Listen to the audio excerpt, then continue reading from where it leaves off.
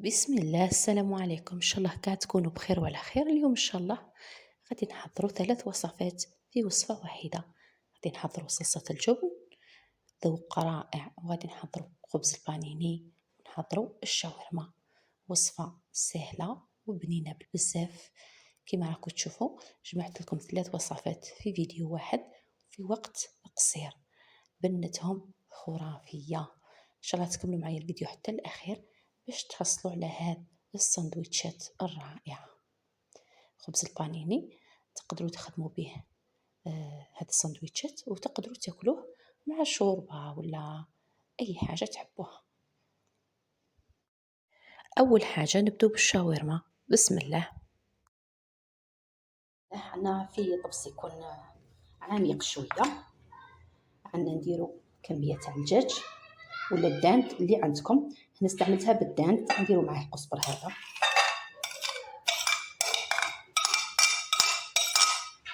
القزبر تاعي،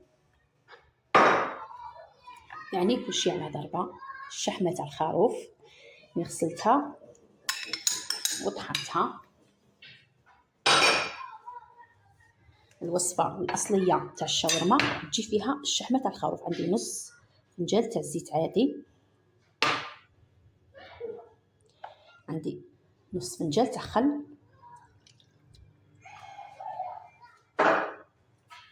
وعندي هنا حوالي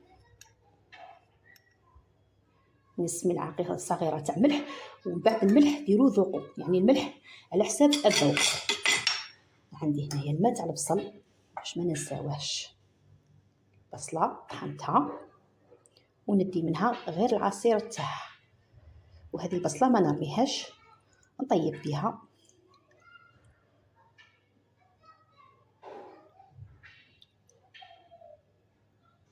هذا هو السر المحلات. هنا دروك نروحوا للتوابل. هنا طماطم مصبره،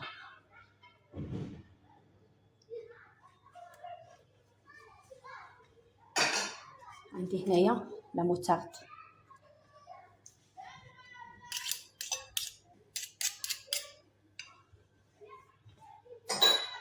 عندي الهريسه اختياريه تقدروا تستغناو عليها.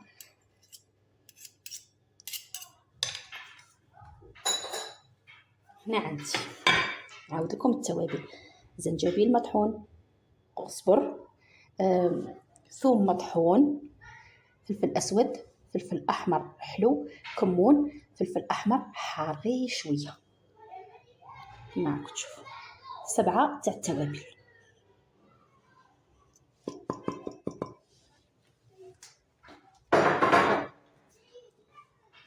ونخلط هذه المكونات مليح ونخلوها يعني ساعتين 3، خلوها تبات.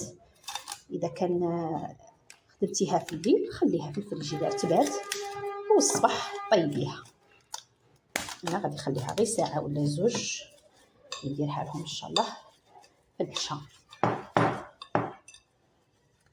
هنا ندخلها للفريجيدار ونخليها تريح، ومن بعد نرجعوا فيما بعد باش نضيفوا لها هذا ونطيبوها ونحشو بها الساندويتشات تاعنا.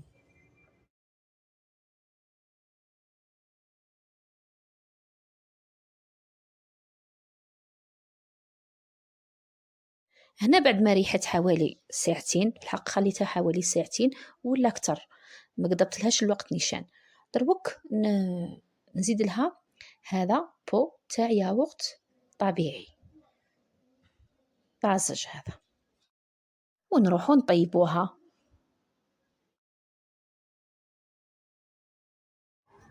في مقله عندي نحط شويه زيت، ما تكثروش خاطر ندير الزيت ورانا دايرين الشحمه. في الحق انا الطريقه تاعي كيفاش نطيب الشاورما باش تجيني بنينه بزاف. هذيك البصله اللي قلعناها في الاول ما نرميهاش. هذيك البصله كنت غطيتها في البلاستيك، درت لها السائل تاعها هنا، وهما تبقى نديره هنا.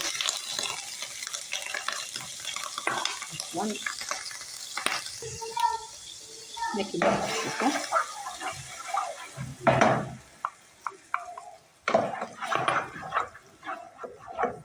دلقتها بدات الطشاشه عليا بحكم ان الزيت حامي والبصله فيها الماء. دروك هنا تدي لي تقليبه ولا زوج كما تشوفوا، ما نرموهاش. البصله كي تطحنوها بهذا الشكل هذا غطيتها بالبلاستيك تبقى كيما هي حتى ولا قعدت ساعتين ثلاثه ما يصرى لها والو. قليها دروك مليح ومن بعد نزيد عليها الشهر. شوفوا هنا بعد ما تقلات غير شويه، يعني ماشي بزاف، ما نخلوهاش حتى تنشف خاطر حنا نسحقوا الماء تاعها باش هو اللي يطري لنا اللحم. هنايا جبت الشاورما اللي كنا تبلناها ونحطوها في الماء طيب. نقلبو كلشي نهودوه ما نخلو والو.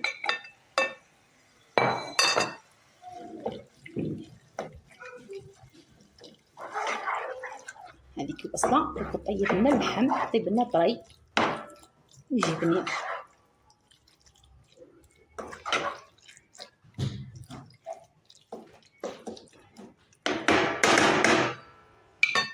نغطيها ونخليها تتقلى ونرجعوا فيما بعد. شوفوا هنا بعد ما طابت يعني هنا الطياب تاعها كيما حبيتو.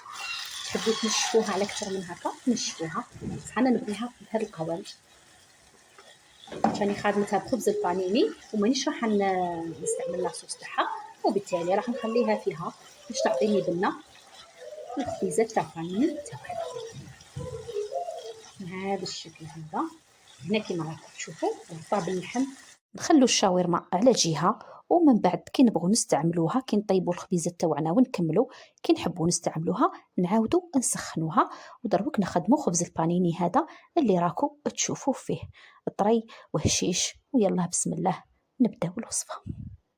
نحتاجوا 3 عبارات تاع فرينه حوالي 1 كيلوغرام. نحتاجوا ملعقه خل، كيس تاع خميره الحلوى يوزن 10 غرام، فنجال تاع لاتاي تاع الزيت يعني حوالي 8 ملاعق زيت، ملعقة صغيرة ملح وملعقة كبيرة سكر، 2 ملاعق خميرة الخبز يعني خميرة فورية، كاس تاع حليب دافي وعبر تاع ماء. يعني عبرت بنفس العبر هذا اللي عبرت به الفارينة، درت عبر لمد العجينة. والكمية تاع الماء اللي بقات لي راح نوريها لكم. أول حاجة نغربلو الفارينة. تقدروا تستغناو على الحليب وتخدموها بلا حليب تاني تخرج مليحة.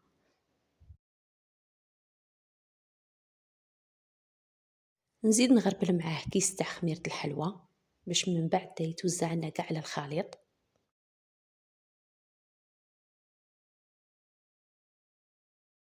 نزيد ملعقة كبيرة تاع السكر و2 ملاعق كبار تاع خميرة الخبز، ونخلطوا المكونات الجافة ونديروا حفرة في الوسط باش نذوبوا فيها الملح. هذه الوصفة كنت درتها لكم في الفيديو اللي قبل هذا ودرتها لكم بالتفصيل تاع خبز البانيني، وهنا راني مسرعاته شوية. هنا درت حفرة في الوسط وندير فيها ملعقة صغيرة ملح ونزيد عليها ملعقة خل وفنجال تاع زيت. الفنجال تاع الزيت يوزن 8 ملاعق. نزيد عليه غير شوية تاع ماء ومن بعد نخلط شويه باش نذوب الملح. ما ديروش الحليب في الاول باش الحليب ما يتكتلش كي يتخلط مع الخل. نبداو بالماء درنا غير شويه ومن بعد نديرو الحليب دفعه واحده.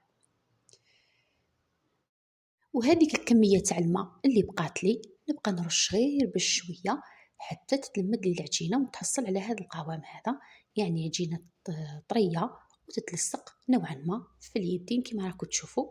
هذه هي الكميه تاع الماء اللي بقات لي. من بعد ندير غير رشه خفيفه تاع فرينه في يدي غير باش نقلع هذيك الفرينه اللي لصقت لي في يديا ونلمد العجينه.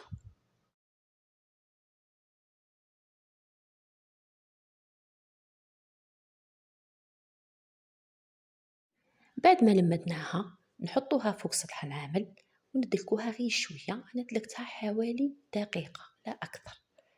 ناكد لكم على كميه الماء اللي بقات لي اللي راكم شفتوها في الاول كي دلكناها. لمدناها بهذا الشكل، شوفوا كيفاش تصيبوها مجعده شويه.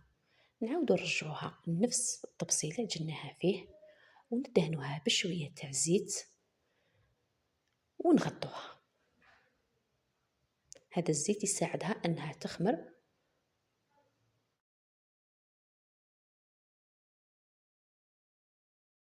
تطلع وهي ملساء، يعني نغلفها بالبلاستيك الغذائي وندير فوقها السربيته ونخليها حتى يتضاعف الحجم تاعها، نرجعوا لها فيما بعد. شوفوا هنا، بعد ما خليناها خمرت وتضاعف الحجم تاعها، نروحوا غير نلمدوها فقط، يعني ما نعجنوهاش كيما راكم تشوفوا. شوفوا القوام تاعها كيفاش رجعت ملساء روعه كيما راكم تشوفوا. هذوك التجاعيد اللي كانوا فيها في الاول كامل راحوا. شوفوا القوام تاعها كي داير، وفيها بعض الفقاعات. نقسموها، قسمتها عطاتني 8 قطع، نكوروهم بهذا الشكل هذا، ونحاولوا اننا نخدموهم كاع يكونوا قد بعضهم البعض. من بعد نحلوهم بهذا الشكل كيما راكم تشوفوا، ونشكلوا خبز البانيني تاعنا، نحطوهم في السنيوات يخمروا. بعد ما يخمروا تحبوا تدهنوهم بالبيض، تحبوا تدهنوهم بشويه تاع زيت، تحبوا تطيبوهم هكاك نيشان.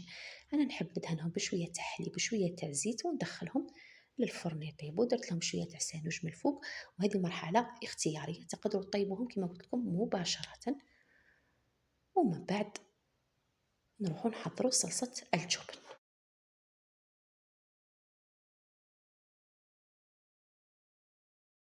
بسم الله. نسحقوا في صلصة الجبن ملعقة مايزينا نشاء الذرة، ملعقة حليب بودرة، نصف ملعقة صغيرة ملح، ملعقة كبيرة زبدة، كمية تاع فرماج اللي عندكم اللي متوفرة عندكم.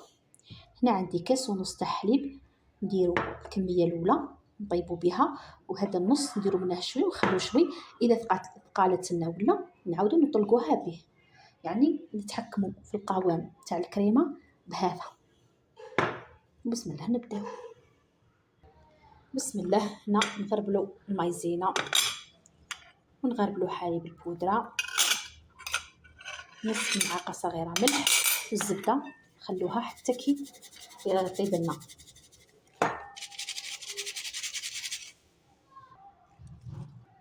دروك مباشرة نديرو الحليب، نديرو الكاس الاول ونخلطو مليح مليح، نخلطو على البارد قبل ما نحطوها على النار حتى تذوب لنا مليح. شوفوا هنايا بعد ما خلطناها مليح مليح، نزيدو غير شويه من هذا، وهذا نخلوه بعد كنت ثقال لنا ولا تجينا ثقيله بزاف نعاودو نرخفوها بهذا.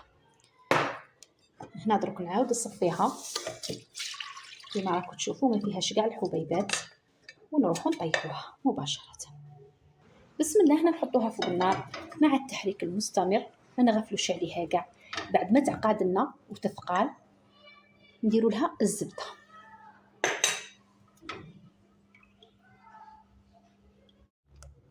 دروك نديرو لها الزبده وهي حاميه، ونديرو لها تاني الفرماج صح حتى نذوبوا الزبده.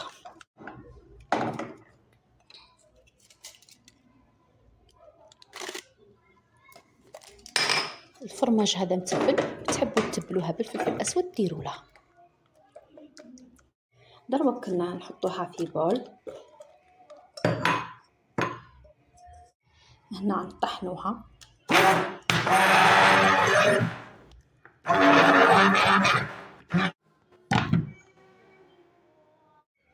هذه هي صلصة الجبن اللي خدمناها.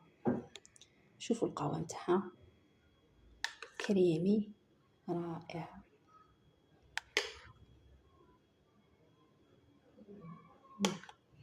الذوق تاعها رائع. وهكذا نكونوا كملنا، حضرنا صلصة الجبن، الشاورما، خبز البانيني. دوك نروحوا نحضروا السندويتشات تاعنا، وهكا نكونوا كملنا. هنا حليت الخبزة تاع البانيني بالخدمي، ودرت لها شوية تاع صلصة الجبن، شوية بطاطا مقلية، ودرت فيها الشاورما. وراح نعاود لكم حبة واحدة أخرى باش تشوفوا كيفاش خدمتها. ومن بعد زوقتها بخطوط من تاع المايونيز، ورافقتها بصلصة الجبن اللي بقات لي، ورافقتها مع المخلل تاع الزيتون وشويه هريسه وشويه مايونيز، يعني رافقوها مع واش ما حبيتو. هذه هي وصفتنا نهار اليوم، ان شاء الله تجربوها وتعجبكم، صدقوني بنينه بنينه بالبزاف. الشاورما من طيبناها بالشحمه يعني عطاتها الذوق الأصلي تاع الشواء تاع برا، يعني هذاك لا موتارد وكاع عطاها البنة نيشان كيما اللي تشموها برا في المحلات. بنينة بالبزاف صدقوني، جربوا الوصفة على ضمانتي. أنا زوقتها بخطوط من المايونيز ورافقتها مع هاد الصوالح اللي راكم تشوفوا فيهم: المخلل، الهريسة، صلصة الجبن، المايونيز. شهيتكم في الجنة، إن شاء الله تجربوا الوصفة وراني متأكدة مليار بالمية باللي تعجبكم بالبزاف. إذا جربتوا الوصفة وعجبتكم ديروا لي جيم لا فيديو فضلا وليس أمرا، بارطاجوا لي الفيديو إذا حبيتوا تساعدوني، اشتركوا معي في القناة باش يوصلكم كل جديد، والسلام.